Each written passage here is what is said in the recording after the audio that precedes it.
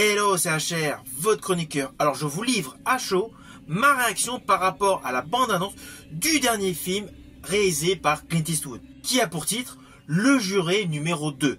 Ainsi, ce film marque le grand retour de Clint Eastwood en tant que réalisateur. Sa dernière réalisation datait de 2021 pour le film Cry Macho, dans lequel il avait le premier rôle. Là, dans ce film, il n'est pas devant la caméra. Il a mis en figure de proue l'acteur Nicholas Hoult, que perso j'avais découvert avec les X-Men. Celui-ci a dans ce film un rôle ultra ambigu, vous allez le comprendre par rapport à la bande-annonce. Il est le juré numéro 2, titre du film.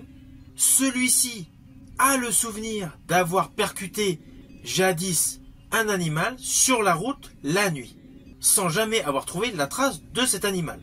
Et justement, l'affaire dans laquelle il se retrouve juré relate un enfant qui a été percuté par une voiture cette fameuse nuit fatidique où lui pense avoir percuté un animal. Ainsi, son personnage se retrouve à juger une personne, un détenu qui a été mis en cause. Voilà, c'est un postulat étrange, c'est un postulat surprenant, mais c'est un thème de film ultra hypant. Alors oui, la bande-annonce, j'espère qu'il n'y en aura pas d'autres, dévoile selon moi un petit peu trop.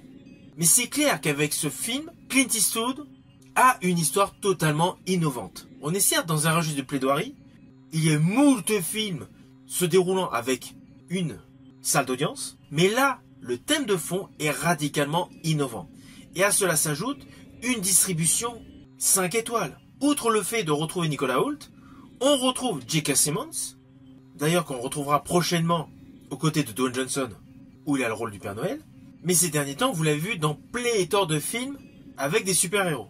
Autre personnage emblématique du cinéma et de la télé qui se retrouve dans ce film, c'est Kiefer Sutherland. Kiefer Sutherland, l'infatigable Jack Bauer.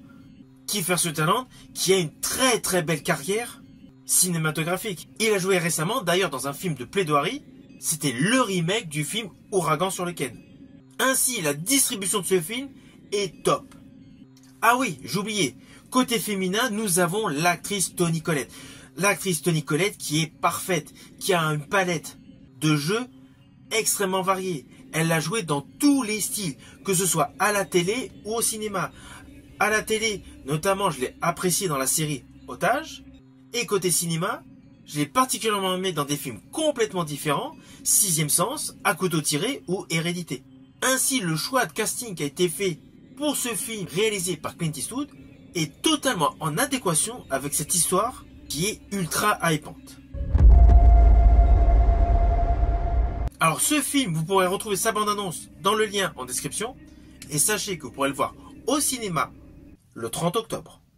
Forcément, comme tous les films avec Clint Eastwood, j'irai le voir.